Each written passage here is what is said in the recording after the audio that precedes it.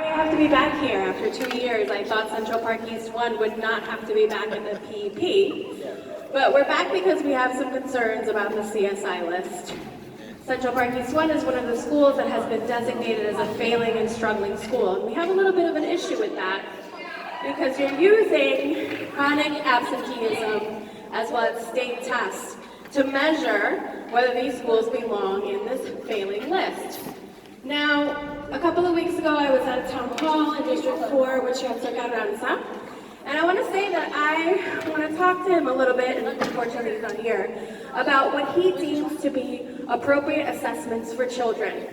He talked about how the G&T tests and the SHSAT are exclusive of certain populations. He talked about how these tests are racist and propagate segregation. And I believe that that is absolutely true. He also said that these tests were not psychometrically valid or developmentally valid. And as a neuroscientist, I will tell you that my field has contributed to that notion that you can use a standardized test to measure a child's intelligence.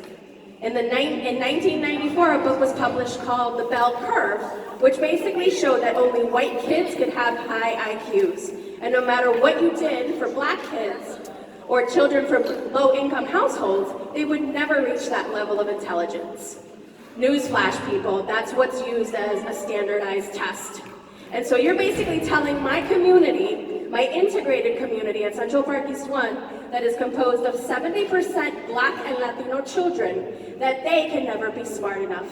Because we as a community have chosen not to focus on those tests and actually focus on an inquiry-based curriculum. So I am telling you and I'm asking you to please eliminate this list. We don't believe that you should use that as a measure. There are lots of other things that you can be looking at, and this list should not exist, and the CSI schools should be protected. Thank you.